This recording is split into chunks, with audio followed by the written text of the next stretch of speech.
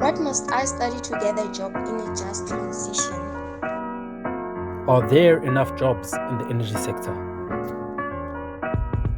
Welcome to Energy Careers, a segment of the Energy Conversations podcast dedicated to exploring opportunities in the dynamic world of the energy sector.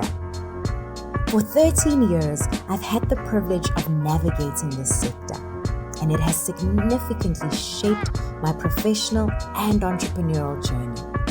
Join me as we uncover exciting pathways for those interested in making their mark in this exciting sector. Let's dive in. Welcome to another segment of the Energy Careers segment, where we highlight the opportunities for young people looking to participate in the energy sector. Today's guests are Letlhogonolo Tsoai and Mogale Modisane, who are seasoned professionals in the energy sector. Letlhogonolo, if I can start with you, please share your energy journey. How did you get involved in the energy sector? What did you study, and what has been your career in the sector up until this point? Sure. So I actually studied civil engineering, which is quite divergent from what energy requires. But I think energy chose me. That's what I always say. I worked at one of the biggest power stations in the world at a very crucial time when it was starting with its commissioning activities. And that needed a large amount of coal supply to be available on site to run these activities. And that's how I got into the energy sector. So then I later moved on through, growing my interest and growing my competence academically as well. I specialized in energy leadership through the postgraduate diploma that's offered by Wits Business School. That was part of the first cohort in 2019, and I think that has also it extended my horizons and opened up my eyes to how big the energy sector is. And I think with load shedding having been so topical, I was at matric when we first had load shedding, and so I think it was probably the start of trying to understand how we solve this problem. And then I moved into renewable energy, working for the South African Wind Energy Association, which was also a very exciting time for my career. I think I learned so much from interfacing with all the different stakeholders, including you, Togo, during my time there. And I think that's how I ended up in energy and now working for a energy and chemicals company that is one of the largest polluters. I've actually worked for two of the top three polluters in South Africa, and I think it's an exciting time to see the actual energy transition happening across South Africa. Sure. What a very exciting journey, exciting journey. I love what you're saying in that energy chose you. And what I'm hearing from a lot of people in the sector is that it did choose us. It did choose us. I think sometimes, it's been it's one of those sectors where it's a bit of a baptism of fire. Yeah. So I think back in those days, you would have needed to be very crazy to be running into the sector. I think that things are normalizing. There are opportunities still. What advice would you give to a young person, and maybe not just necessarily a young person, anybody who perhaps hasn't participated in the sector, but is looking from the outside with great interest and excitement and looking to make a career in or participate in the sector? What advice would you give? So I think I'd say where you start is not where you finish. I think I started as a young lady working in the construction sector. And I think my first day on site, I knew that this was not the path for me. And I didn't have all the answers. I didn't have all the puzzle pieces at that time either. But I think when energy finally chose me, I was like, okay, this is the space that I enjoy being in, because it was so broad. And I think you see everything in real time, which was very exciting to learn. And I think, as the horizons expanded as well, you're understanding where you fit in to load shedding. I think the key thing is where you start is not where you finish. I think remain open to learning. I think that has been the key thing that has, helped me grow in the sector, helped me grow in my understanding of the sector, and understanding where maybe my frame of influence is. But I think I've taken a very keen interest in energy and all the dynamics surrounding it. I think it's a very exciting time to be in the sector. I think when you think about climate policy, sustainability, and all these things that are fundamentally changing, the world that we know as energy. And I think that's what I would share. It's where you start is not where you finish. And stay reading, keep reading. I think that's such an important thing, to know what's happening around you, to understand the day to day, to understand what are the important factors in the space that you operate in. And yeah, I think it's stay interesting as well. Put yourself out there. Thank you for that. It really is the gift that keeps giving. All you It need to, is. yeah, what you probably just need to do is open it, and open it Yeah. from wherever you stand, even if it starts as simple as trying to understand load shedding. Mogale, what has your journey been? How did you get involved? What did you study, and what has been your career path to this point? I studied electrical engineering at the University of Pretoria. I did my honors there as well. I started my career out in the electrical infrastructure asset management space, where I was working with municipalities, doing electrical infrastructure asset management.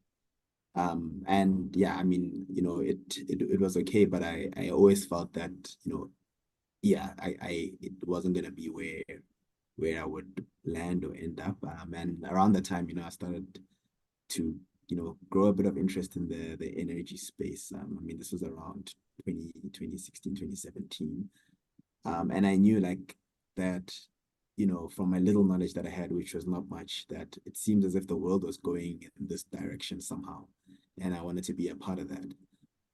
So I managed then to move to a company, a engineering consulting company, in 2017, late 2017, within the renewable energy space. And it was quite interesting because that was during the time when there was not much that was happening in the country. It was during that period where, we were not sure, are we going to pause the renewable energy program in South Africa? Are we going to start the nuclear program? It was during that time when, PPAs were not being signed by Eskom, and there was a lot of pause in the country and uncertainty around the energy sector. And it's funny because I actually, in the consultant company that I joined, I think for about a year, I didn't work on a project in South Africa. It was projects outside of South Africa, either on the broad African continent or Australia.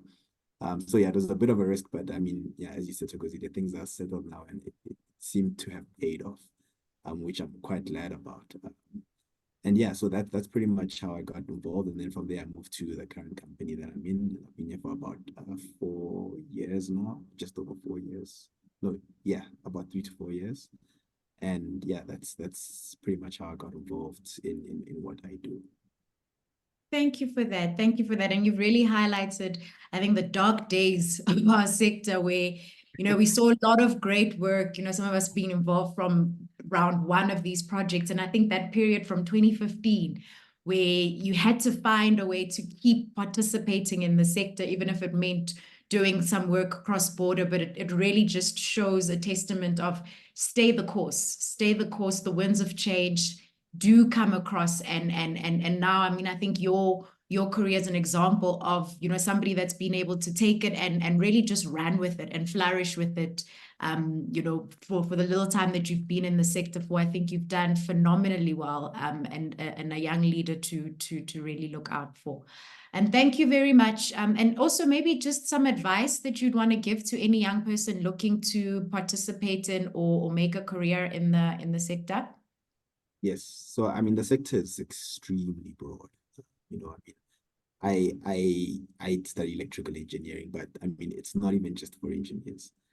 Especially at the grid scale, you've got everything from, there's people that work in the environmental space, you've got project finance specialists, you've got people that work in the legal teams to bring the projects to life. You've got, the economic development, people that work in that space. So it's extremely broad. I mean, to bring an energy project to life, the number of cross-sectional, professional people that are required to make it happen is extremely broad. So I'd say, and I think you mentioned, start where you are, have an interest in the energy space, and you could find that there is a space for you irrespective of what you studied at school. That you can make your way into the energy industry irrespective of what you made what you studied at school. So I'd say start where you are, and then just be inquisitive, reach out to people within the space to ask for advice on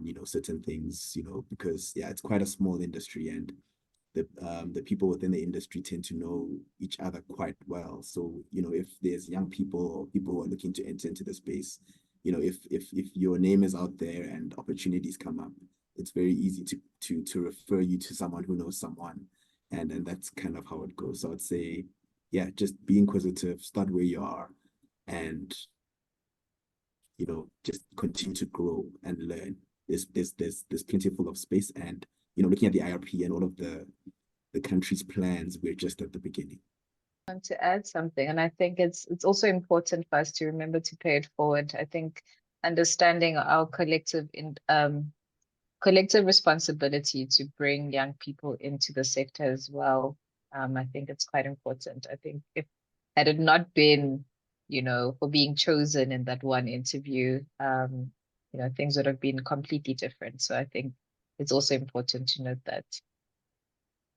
I think that's a really great point to make. And I think one of the things that really had me excited about this episode was the fact that it was young people presenting. We can all feel like we're a bit older than, we're not necessarily in our 20s or early 30s, but we actually are still young people. And I think it's so important to have concepts like this discussed by young people so that young people can actually see themselves and recognize that, oh, wait, Mogale has made this work, or Letlhogonolo is making this work. There clearly could be a gap for me. I can get into the sector. And I think that's what's really been exciting for me about this episode, having the face of South Africa's, the faces of South Africa's energy future being on this podcast, being part of this conversation. And I love what you're saying about young people, you yourselves recognizing the importance of paying this forward. I think it would be great if young people can reach out to you if they need to speak to somebody or learn more about the industry. And I think a point that I really want to touch on is there's a misconception about the energy sector being purely for STEM graduates. And I think it's very important that non-STEM graduates also start recognizing that there is a role for them in the sector. I, for one, am not a STEM graduate. I have a legal background. I got into the sector from a legal perspective. And I believe, as an example that you don't necessarily need to be an engineer to be participating in the energy sector. There is room for everybody. Find your niche, find your gap.